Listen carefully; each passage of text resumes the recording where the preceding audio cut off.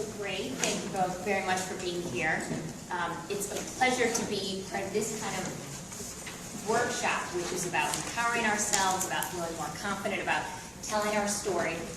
And what I'd like to do is kind of focus on asserting ourselves despite the disease. And what I'd like to do is tell you a little bit about myself, about my experience with lupus, and then we'll get into some of the ways that I've learned to assert myself despite the illness. So as Jessica said, I am the author of Despite Lupus, How to Live Well with a Chronic Illness. I also blog about lupus about 3 or 4 times a week at the site by the same name, despitelupus.com. I invite you to stop by and see what I'm up to. I have 2 small children at home, a 2-year-old and a 4-year-old, so I talk a lot about what it's like to juggle life with a chronic illness with two little ones. Any parents out there? Yes, so you know it's a challenge to fit that all in. I've also had lupus for about 12 and a half years now, so I know firsthand the experience of lupus at home, at work, and both the physical limitations and the emotional toll it takes. So I was diagnosed at the age of 26. Anybody here diagnosed in their 20s or 30s? Okay. It hit me like a ton of bricks. I think most of us weren't expecting it, a chronic illness. And if you can believe it, my husband and I had just been married 6 weeks when I was diagnosed. So it was very difficult to work life with a chronic illness into a life of newlyweds. It took several years to figure out how the 3 of us were all going to work together. I also had a fabulous career in television production that I absolutely loved. It was deadline-driven and fast-paced and lots of long hours and weekend work, but I loved it, and I thrived in the environment. I rose quickly through the ranks. I was in a management position, and I just loved it. And I didn't see leaving that career anytime soon. Unfortunately, lupus had other plans. So my first symptoms, my very first symptom was joint pain. Oh, no, it wasn't. It was chest pain in my back and side. I felt it here and in my back. And I had it just 2 weeks after we came back from our honeymoon. And it just didn't go away. And so I thought, well, I need to go see the doctor. I went to my primary care, and she misdiagnosed me with a pulled muscle and sent me home with some Tylenol. Anybody here been misdiagnosed before you were finally diagnosed with lupus? So about 2 weeks after that, that chest pain increased so much so I couldn't even take a shower and rest. I added a fever, I added swollen glands, a terrible sore throat, and about a week after that, so now we're 3 weeks in, I had debilitating joint pain. And at that time, I didn't call it joint pain, I just knew my fingers wouldn't work and I couldn't lift my arms, because at that point, at 26, arthritis and the concept of achy joints didn't even occur to me. So I went back to my primary care and said, listen, I need you to take a chest x-ray. Something's going on in my lungs. She did, and she saw pleural effusion, which is fluid around the lining of the lungs. She sent me to a pulmonologist, and he said, I'm pretty sure you have systemic lupus, and he sent me to a rheumatologist who ended up diagnosing me with systemic lupus. Now, from start to finish, that took just 6 weeks, and that's highly irregular. How many of you have gone months, if not years, trying to figure out what the heck is going on? So I consider myself very lucky, extremely lucky to have been diagnosed so quickly. Now I'll tell you, the downside of that is that to have had those symptoms come on in 6 weeks, I absolutely, positively expected them to go away in 6 weeks. Because there was none of this suffering for years and trying to pinpoint what was going on. There was no doubt. I walked into 3 doctor's offices after that first experience, and they said, lupus, lupus, lupus. So there was no question. So I thought, well, that was easy. We'll just get rid of this thing and move on. But of course, that's not the way a chronic illness works. But it took me quite a while to wrap my head around that concept. I didn't understand chronic. I didn't understand that this was something I was going to have to adjust to long term. Those symptoms continued. I added organ involvement. I lost my hair a couple times. I've had blood transfusions because of severe anemia. I've been hospitalized. I've had pancreatitis. I'm sure you can all agree and understand what I'm talking about. And it took 2 or 3 years just for me to work those things out, to figure out how to even wrap my head around this fact that this was happening to my body. It was freaking out, and I was going to have to learn to deal with it. So another thing I had trouble with was asserting myself, just figuring out how to be me with lupus in tow, in the face of lupus, how to assert myself in the face of this disease. First of all, that was taking everything from me, right? My hair, my productivity, my mobility. It was really difficult to just figure out how to face lupus head on. With friends and family, I had a very difficult time asserting myself and trying to figure out how to convey to them what I was feeling and how to get that message across that here's how you can help, but here's how you can't help me. Also, you know, I found that my friends and family and doctors are very supportive. But if you don't set guidelines and you don't say, here, you know what, this is what I need from you, and this is what I don't need from you, they're going to insert themselves wherever you want or however they want. And it might, you know, it might test your dignity. It might be a problem with, it might make you feel worse than better emotionally. So that's why we're talking about asserting yourself, being able to say, this is how you can help me, and finding the words to do that. I had a hard time creating awareness, trying to go out there and say, yes, I have lupus, this is what it is, this is how you can help spread the word. And then lastly, for our own sake, for our own health and wellness, that's really what we're talking about today. How can we empower ourselves? How can we feel more confident about telling our story for the sake of our own health and wellness?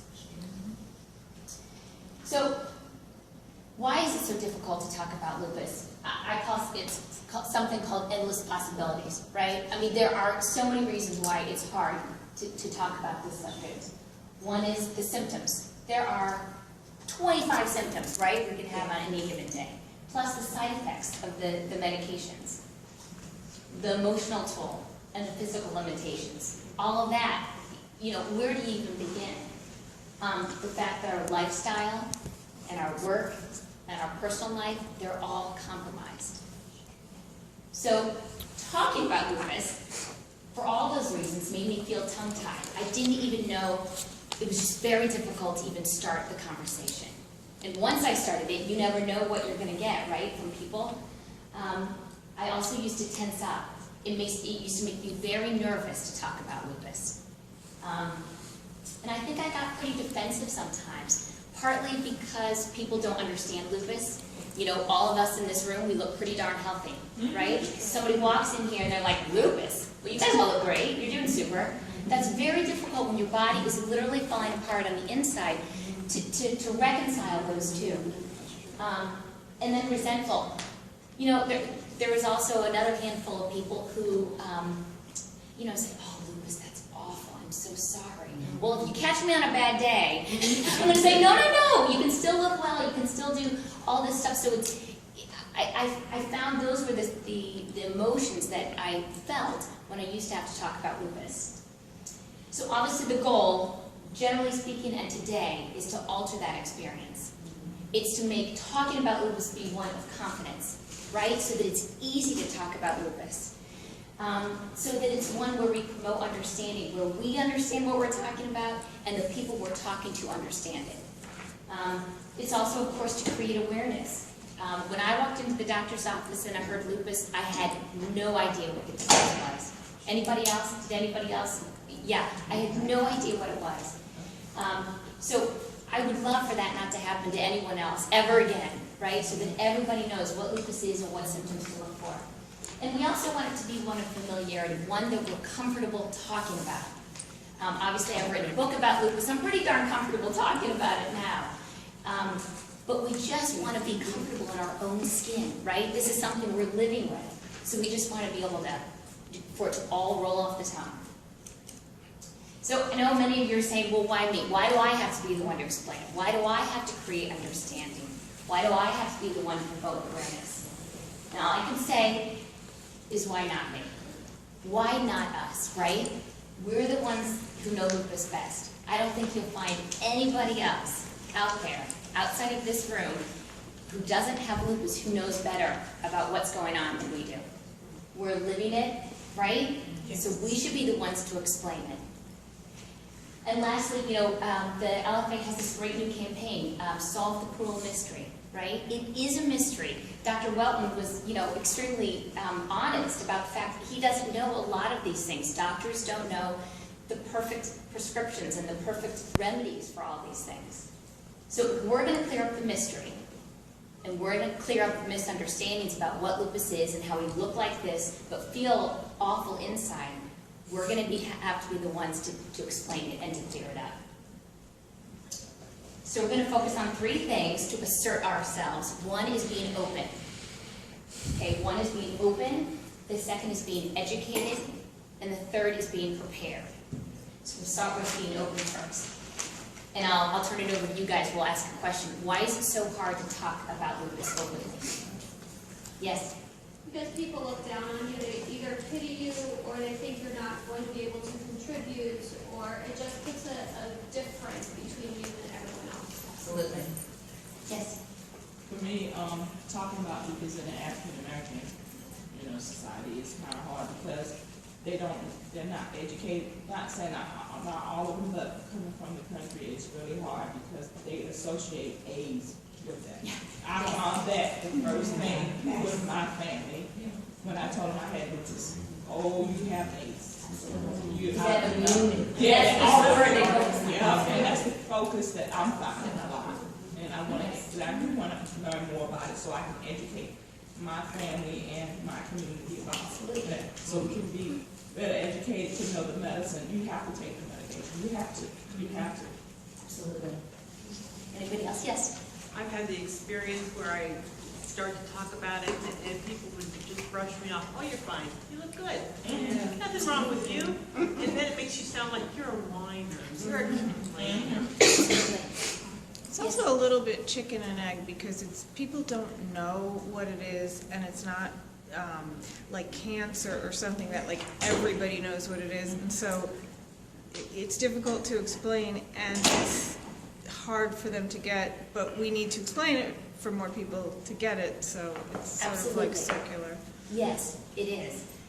So you guys hit all those things. So my difficulty, I was scared about talking about the disease, and I was frustrated for just that reason. Some people didn't even know what it was. They thought it was something else. And I got frustrated trying to find the words to explain what it is I had, when it was very difficult for me to even know the words to use. I was nervous that I would say the wrong thing. I was worried, am I going to say enough? Am I not going to say enough? Are they going to walk away and think it's something else that it is? And I was a little angry about the fact that this was my body that was totally freaking out, right? That was not acting the way it was supposed to.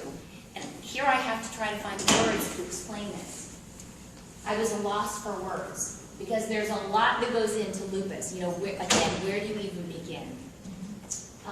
Sometimes I felt selfish, just talking about me, right? Just focusing on my body. We could talk for hours about how lupus affects us. So where do you begin? How do you make it concise so that you don't feel like that, so you don't feel like you're stealing the show and the conversation, but that you get your point across? I was intimidated. I was embarrassed. How embarrassing are some of the symptoms that you have to talk about? First of all, hair loss, the rashes everywhere. It's not a fun subject.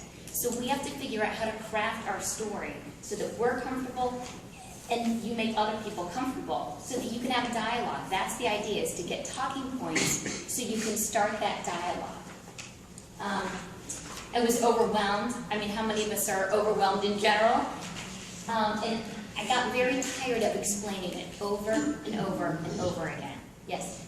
That should be in bold capital letters because The overwhelmed or the tired of explaining? tired of explaining. Yeah. Because just like you said, you got it 6 weeks. Man, if it takes 6 weeks. My coworkers, when I was working, well, you look okay, so why are you feeling bad? My mother, who birthed me, who talks to me regularly, she'll say, well, so you're not feeling well today. And I'm like, how many times, I know I get my hands flailed, because I just, and Mark, I'm going to say, I can't explain it to her. I know, and we're gonna talk a little bit about making it relatable, about making it relative, so that people understand it's different. It's not like any flu or any Z-Pack, anything that you've taken before. This is different. And we'll talk about that, absolutely. So this is what I call the lupus laundry list. Now this is just, I'm just even scratching the surface. This is just the beginning of what we could possibly talk about when we talk about lupus. We can cover the fact that it's chronic, that it never goes away, right? That it's autoimmune, it's systemic, it can affect anything. We can talk about the symptoms, the joint pain, the organ involvement, the hair loss, the rashes. We can talk about the side effects from the medication, which we can all insert prednisone right there for the insomnia or the swelling. Does everybody know what I'm talking about when I talk about these things, right? Weight gain. The infections from the immunosuppressants. We could talk about the eye complications from plaque run-out. I mean, really, the laundry list, it goes on, right? We could talk about the emotional challenges and the physical issues that we have. We can talk about the fact that we're all healthy in appearance, but inside something else is going on. You could talk about the lab results that we have to juggle, the doctor's appointments that we go to, the work, the family, the attitudes that have changed in terms of what your long-term plans are, your short-term plans. There's a risk of fatality, and you can throw that in there. There are so many things to talk about with lupus. We have to figure out where to begin. All right, so we're going to kind of break it down and say, okay, we're going to tell a concise story. So we're going to, I think what we need to do is explain how lupus affects you. Right? Just explain how lupus affects you. I think the first speaker talked about sharing your personal story. I'm telling you, it gets people. It really does. If you can explain how it affects you, people, it's relatable. They start to get it because they see you in the flesh, right? So we're going to make it relatable. We're going to give examples. We're going to keep it short. And we're going to leave room for questions. Because again, if we go back to that laundry list, we could talk for an hour, but why don't just throw it out there, throw a couple tidbits out there, and let them ruminate on it, and then figure out where to go from there. So this is my shtick. This is pretty much what I tell people. I say, I have lupus, it's an autoimmune disease. It's like a self-allergy where the body attacks itself. It's also systemic, so any part of my body can be affected. Heart, lungs, kidneys, pancreas, skin, my joints, hair loss. It comes with terrible fatigue, so much so that I have to take a 2-hour nap every afternoon. It comes with debilitating joint pain, so much so that like some days I can't put my toothbrush to my mouth, I can't dress myself. Cognitive dysfunction, so much so that it limited me working a full day of work. I have something, brain fog. Anybody? This fog, right? Where it's hard to put sentences together. I've lost my hair a couple times. I've been hospitalized. I've seen the inside of about every ER in the Northern Virginia area. I take a lot of medication, not quite as much as I used to, and today it's manageable. But at one point, I was very, very sick. That's pretty much what I tell people. Right? I don't even know how long that took, 20 seconds? That covered a lot of ground. And you can imagine, there are some questions in there. And I didn't sell everything that I have. You just give them a shtick. That's our goal, I think, for the end of today, is that you are comfortable saying what you need to say. So we're going to go with the rule of pick 3. All right? So we're going to pick 3 highlights of the disease. Whatever you feel you can talk about easily and comfortably, just pick 3 highlights. Pick 3 symptoms that affect you. And choose 3 personalized tidbits. And again, we're talking about comfort level. So if you're not comfortable talking about the rash that, took over your body, don't mention that one. Say something that you're comfortable with, and then gauge the conversation to figure out where you need to add little tidbits here and there.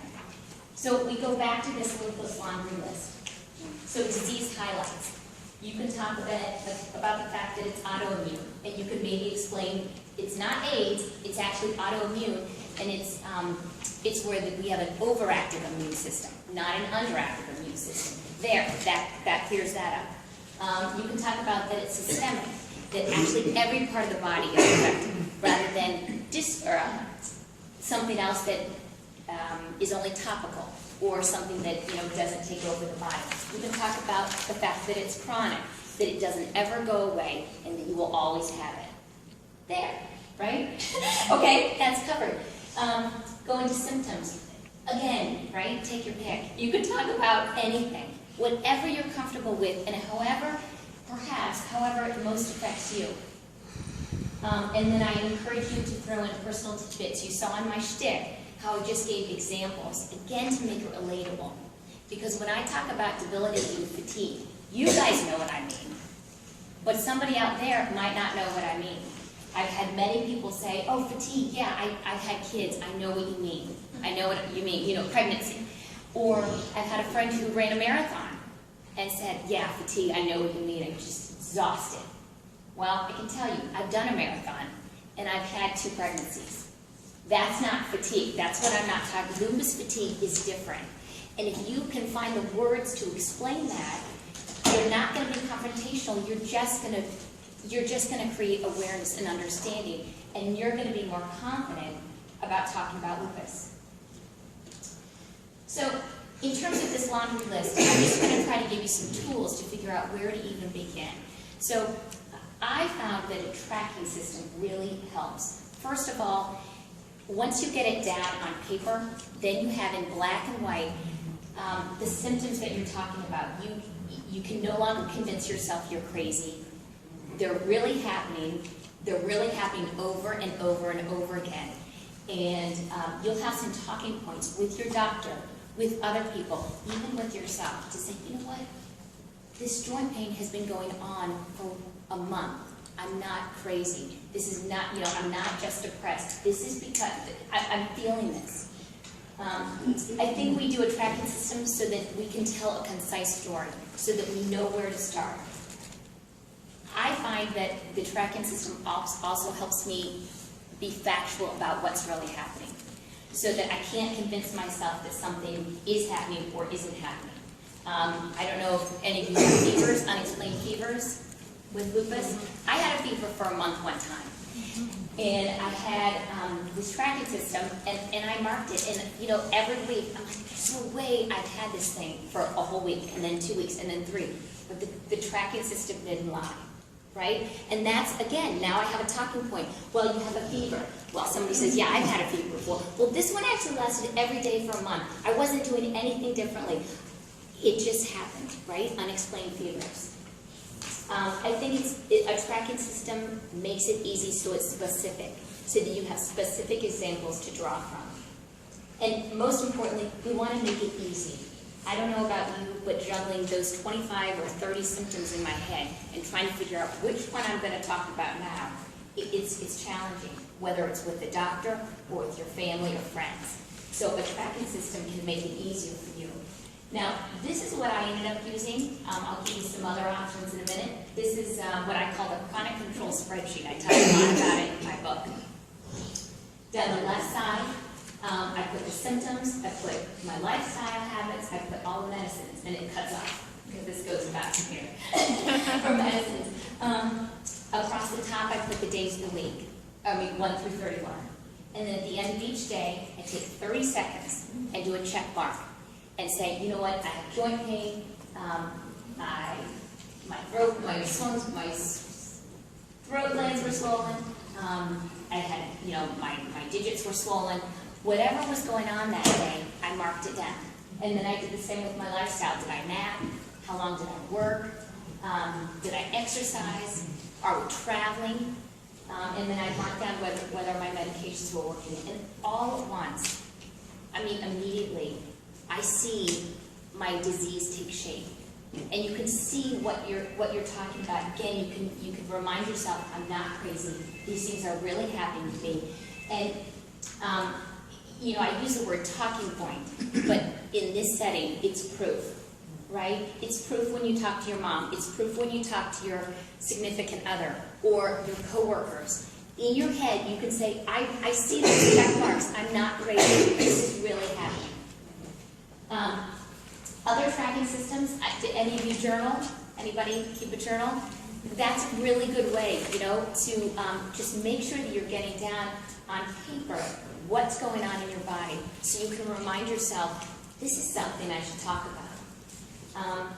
Health tracker apps. I wasn't always able to say that, but, you know, we've come a long way. So now, if you have a mobile phone, there are a ton of applications or apps to track how you're feeling and what your medications are doing. I also talk about in my book a simple body outline. If this is as far as you want to go, just make a simple stick figure and, you know, circle the joints that are hurting or the areas of your body that are affecting you. So at the end of the week, you can say, yeah, my hands and my elbows and my shoulders have been bothering me absolutely every single day. So much so that, you know, you can't use a pencil. That's proof. Those are talking points to help you tell your story. Support groups. Who in here attends a support group? I find they're very valuable. They're extremely valuable to be able to craft your story and figure out how to talk about lupus. First of all, it's going to be a setting like this where everybody's going to be nodding your head saying, yes, I know exactly what you're talking about. You don't have to say anything more. It's really valuable to get that positive feedback. And it's also really great to talk with, you know, several other people who have learned how to tell their story and learned what works and what doesn't. And then also everyday use. Now I'm not going to speak to talking at work. That is a whole nother workshop. So you need to gauge how comfortable you are talking about lupus at work with your coworkers. But you know, to people who either you might not see again or it doesn't impact your livelihood. I say talk it up. Practice, practice, practice. I can tell you, I remember specifically the grocery store I was in when I first decided to accept help with my groceries. I was at the checkout line. I was in my 20s, and the woman said, the lady at the register asked me the same question I had heard a million times, would you like help with your groceries?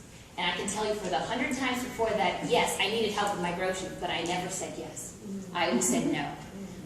But this one time, I got up the gumption to just say, yes, I do need help with my groceries. And the burden that was lifted at that moment, it was unbelievable. But anyway, so the guy who was bagging groceries, he, you know, walked me out to my car, and as we were going, I said, you know, I probably don't look like I need help with my groceries.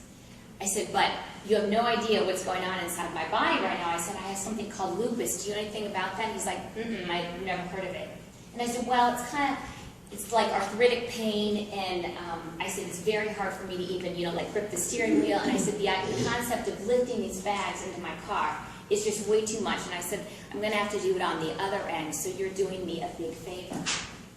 And he said, great, he helped me with my bags and went on. And I'm telling you, I guarantee you, within that week, that kid mentioned to somebody else, I met this gal, she had lupus, she looked totally normal. I don't know what lupus is, he probably said.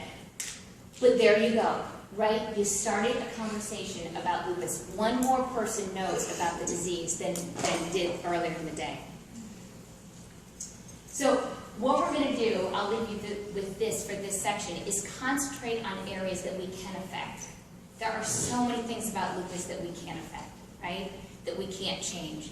So talking about lupus, mentioning it to the grocery guy, mentioning it when you're at a store, and you know, the packaging on stuff is sometimes really hard to open.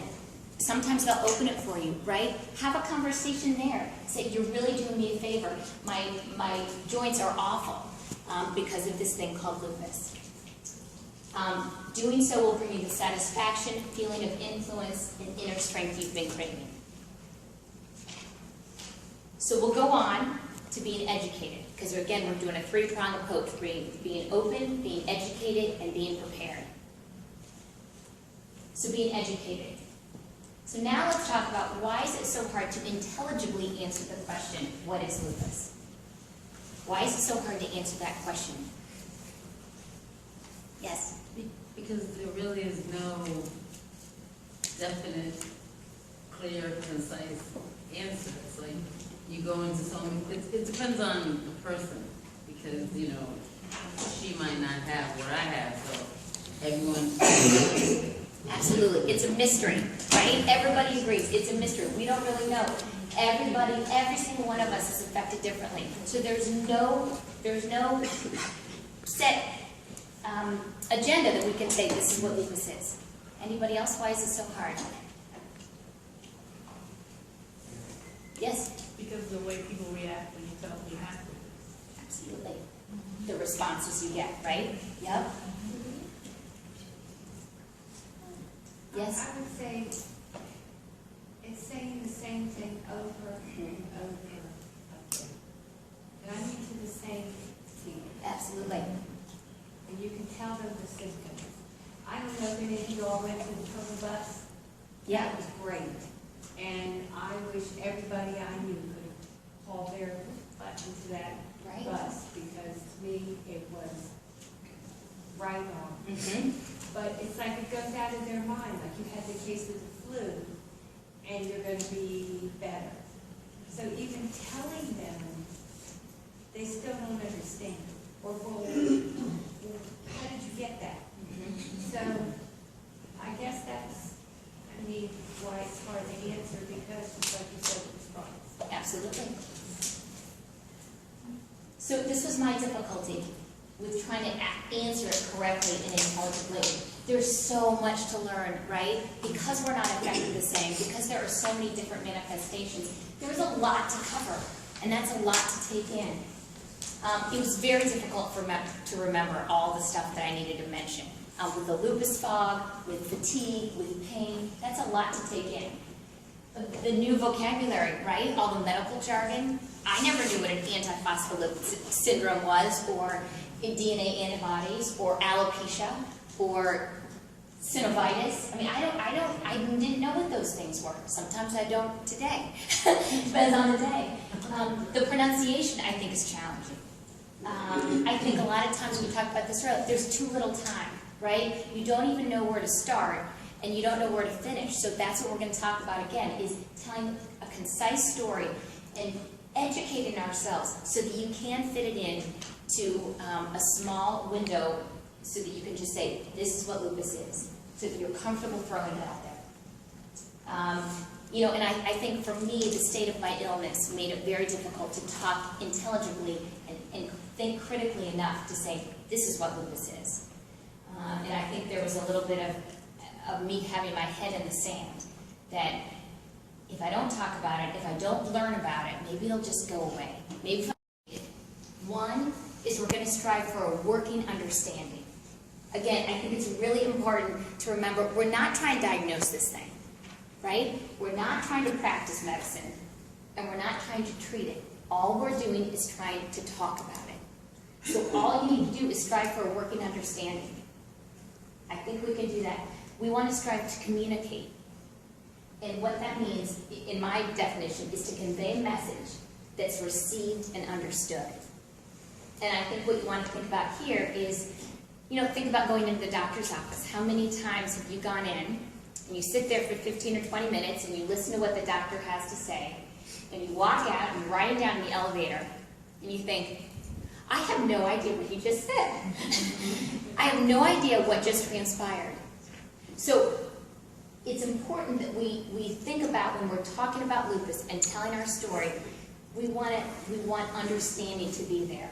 We're just not a talking head. We're actually creating a way to dialogue with someone. And lastly, I think we want to strive for familiarity, that comfort level. So we use everyday language. And you know what? Again, the first speaker spoke of this. Use words that you're comfortable with, because other people are going to be comfortable with those words. If we hit them with, you know, even cognitive dysfunction, I think that's tricky. But some people understand brain fog a lot better. So use that. And again, going back to the support groups, that's where I think you realize what words, what trigger words work and what fall on deaf ears. So how do we become educated? I think the number one way is to use your doctor. And I don't mean go into your doctor and say, okay, tell me everything you know. What I mean is utilize those appointments. Go in ready to discuss and collaborate with your doctor so that you're actually listening to what he or she has to say, so that there's understanding. Again, I'm sure, how many of you go in with a list of questions to your doctor? That's great. I highly recommend that. What I also recommend is asking those questions, and on that same piece of paper, writing the answers. And then take that piece of paper home and put it in a binder. And start a reference binder for yourself. So that down the road you can say, you can look back and think, where was I confused, or what did I ask questions about? And you can also remember what the answers were. I found over 12 and a half years, sometimes the question I asked at one point in my journey with lupus got a different answer than it does today. And I think that's valuable information. Again, to say, you know what, lupus is one of those things that continues to evolve. Some days are great, some days are really bad. You don't even know what's going to happen from one day to the next. I encourage you to do your research. Now, 10 years ago, I probably would have said, stay off the internet. Don't even go there, because there was a lot of misinformation. Today, I think there still is a lot of misinformation, but there are some really good websites out there. I implore you not to Google too far. Don't sit on that internet and look and look and look, so much so that you're going to make yourself upset. How many of you have looked too far? Do you guys know what I mean by Googling too far? Great. You just don't do it. You have to get up and walk away. There's a lot of misinformation out there. There are a lot of forums. There are a lot of blogs. And sometimes the information is not going to be applicable to you. And that's when you need to put on your filter and make sure that you get up again and walk away if there's something it's too upsetting to read. The rule of repetition. Now, it's particularly important when it comes to dealing with your doctor. If your doctor tells you something and you can walk away and explain it to somebody else, I think you have understanding. That's the rule of repetition. If you can repeat it to somebody else. I'll give you a perfect example. Several years ago, my protein levels spiked tremendously. And my doctor said, oh man, we have to get this under control. He said, we might go back to Cellcept, because I had been on Cellcept for a while. But he said, first we're going to try a hypertension medication. And he said, so this protein, it doesn't indicate disease activity. All I think we need to do is just get it under control. We're going to try these medications. I said, great, no problem. I walked out of the office. My sister, who lives about 5 minutes from me and is 4 years older, always interested to know how my doctor's appointments are going. We talked and she said, all right, how'd your doctor's appointment go? And I said, it went fine. I said, my protein levels are up. I said, but my doctor says it's not disease activity. We're just going to get under control with some medication. And she says, well, I don't understand. Every time in the past, your protein levels, once they spike, that means your disease is active and you have to hit it hard. And I said, well, I don't know. My doctor says my disease is active and my protein levels are still high. We're just going to do it with medication. And she said, well, I don't understand. And I said, well, I guess I don't understand either. So I went back to my doctor at the next appointment and I said, I don't understand something. And he said, in this case, it was my case, and I can't speak to your situation. He said, in this particular case, he felt that the higher protein levels were actually indication of previous kidney damage.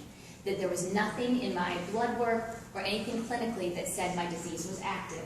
It was previous damage, and this is how we are going to deal with it. I went back to my sister. I said, this is what's going on. It was previous kidney damage. It's not indicative of disease activity today.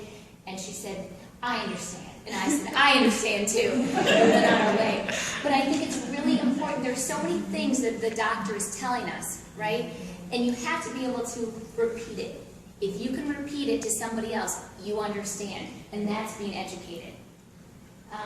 Some great resources. The LFA website is fabulous. Yes, there's some things on there that are tough to take because they delve into, all the possibilities. But again, just walk away if it's too much. It is a fabulous resource. The Mayo Clinic has a great website, and the Lupus book by Daniel Wallace. Has anybody read that? It's a great book. So dealing with the doctor, I think those appointments, they're one chance to talk to somebody who really knows the most about lupus, right? So take advantage of those appointments and get as much out of them as you can. So we'll go to the last one, which we talked about, being prepared. It's being prepared for those responses. So the question is, why is it so hard to prepare yourself for the responses to I have lupus? Well, what I'd actually like to ask you is, what are the responses? When you say, I have lupus, what are some typical responses? What is that? Yeah, what is that? Oh, I'm sorry. I'm sorry. Oh, wow, you look good. Yes. How did you get it? Mm-hmm. I know someone who died from that. Oh, yes. Oh, yes. Yes. But they don't know what it is. I heard, I was in a cab and I was coughing and I said to her, I have lupus and, I will cough. And she said, oh, my girlfriend's sister died from that. I'm like, I really need to hear I that. know. So she didn't know what her girlfriend's sister died from. And I'm like, did I really need her? I know. It's like they're not hearing what they're saying, right? The other one is that I have an aunt with that, and she does great. Right. She's totally unaffected. Well, that's not great, for our cause. So again, preparing ourselves for these responses. The only way we're going to clear up the misunderstanding is to answer the questions, be prepared, be educated, and be open to talking about it so that we can clear up the mystery. So my difficulty, we talked about this, no one really understands what we're talking about. It's very difficult to convey how our bodies are falling apart inside.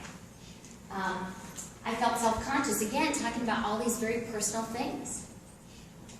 Some days, again, it depends on which day you catch me. Some days I don't want sympathy. Some days I want all of it in the world. This one is the big one, though. Everyone wants to relate, whether it's with a story about somebody who has lupus or they knew who had lupus, or whether they want to relate to the symptoms. Joint pain, fatigue that I talked about, hair loss. Again, the fatigue. My marathon friend.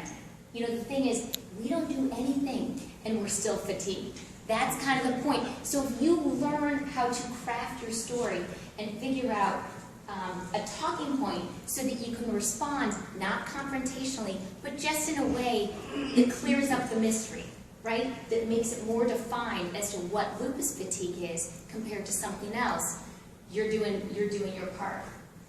I think the internal conflict, how many of you kind of buck up at the beginning of each day and say, all right, I can do this. I can manage this fatigue. I can manage the pain. I'm going to make it through this day. Well, then that's very difficult to turn around 2 hours later and have to explain to somebody how lupus is ravaging our body, the havoc it's wreaking. It's difficult to reconcile those two. So that's what we're talking about today. Sometimes I felt confrontational, again, to the people who said they know somebody who's passed away from it or somebody who does great with it. All right, so then I bring in my experience, and that feels a little confrontational because now we're sparring a little bit, right? So you have to figure out how to massage the conversation in a way that you're comfortable with and that you don't overwhelm someone else with too much information or with information that they don't know what to do with.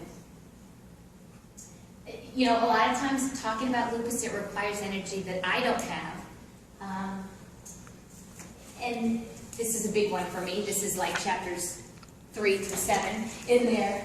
It's very difficult for me to be honest with myself. So I think one of the big steps is honesty with ourselves. This is really happening. All these symptoms are occurring so that you can go and explain it to somebody else. So being prepared. 3 things. First of all, I want you to be prepared to field the questions. Now, none of us can control what the responses are going to be. Some of the questions are going to be hard to answer. Some of them are going to be personal, way too personal for us. Some of them are going to be inappropriate.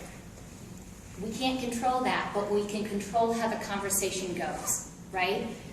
So if you expect it, you can learn to embrace it. And again, you can just manage the conversation so that it goes the way you want it to. Perfect example. So completely unrelated to lupus, I have no sense of smell. As far as I know, from the day I was born, I haven't had a sense of smell. So we realized it about the time I was 4 or 5 years old. I went in for testing when I was 8, and there's nothing in there. I mean, I have no olfactory nerves at all that work. And I've been fine with it my whole life, right? When I was about 16, my niece, who was 10 years my younger, she said, "You can't smell." Well, I don't understand why you have a nose. And, at first, at 16, you're awfully sensitive. I was like, oh, question, I was so offended. But then once I got to thinking about it, I thought, all right, this is the last time I'm ever going to be caught off guard for this question, right? So I said, well, God gave me a nose so that I don't look any different, right? So nobody has to know I have no sense of smell. You would never know it. But what I'm saying is, once you get asked the question and you're caught off guard, embrace it. Say, all right, I'm never going to be caught off guard again. So educate yourself and prepare yourself to answer those questions, again, so that the conversation goes the way you want it to. Be prepared, I'm telling you, to leave a mark. If you're going to tell your story, I promise you're going to make an impact. You are going to make an impact, and it's a fabulous feeling. I can tell you that grocery guy, that was 7 years ago. I guarantee 20 people have been affected by the fact that I said, I have lupus.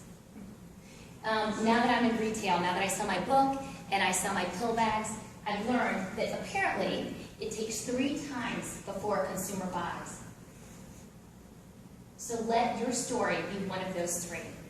So let's say maybe you're going to be the first one to introduce somebody to lupus. They're going to be like, oh, lupus, I've never even heard of that. Maybe this is the second time, and you start building a case. Somebody else I heard had lupus. It's interesting. Maybe it's the 3rd time that seals the deal, and they say, this is something real. Make your story, make it be one of the 3. And I'm telling you, when I was diagnosed 12 years ago, there was a lot less talk about lupus. Today, it is a big deal. There are so many people talking about lupus. The blogging world, the book world. There are so many organizations. Obviously, the LFA is a fabulous resource. There are state organizations. There are state foundations. Abroad, I've worked with the Lupus Ottawa organization. I've worked with the Lupus UK. Worldwide, people are dealing with lupus and they're talking about it. Yes? There's a commercial on TV. Can you read that? Yeah. There are billboards. I mean, that did not even exist. So you are part of something big. All you have to do is just step into it and just start talking about lupus. And I really challenge you, this is our one chance to contribute, to actually make a difference about something that is really important to us, right? There's nothing that could be more important than this disease that's turned our world upside down. So you have the chance to actually make a difference by simply telling your story. So how do you be prepared? What are the tools? I think role-playing. My husband's out there. You can ask him. We've done many a role-play when it comes to lupus. Whether it's going into my doctor and talking about how am I going to explain that I want to continue, or how am I going to say that the medication he's been doing isn't working. How do you do that? Well, you practice. Support groups, I think they're a great way to figure out if you're having trouble conveying to a family member or a loved one what's really going on with you. Go to your support group and say, I'm really struggling to make these people understand. They'll help you, give you the words. Volunteer with the LFA. I think this is a really great way to kind of just test the waters and get exposure to the questions that are asked with a built-in support group. There are so many people at the LFA who know what they're talking about. They've been asked these questions a million times. So to kind of shadow them is a really valuable way to kind of get your get practice and figuring out how to answer them. Lastly, shadow or participate in advocacy day.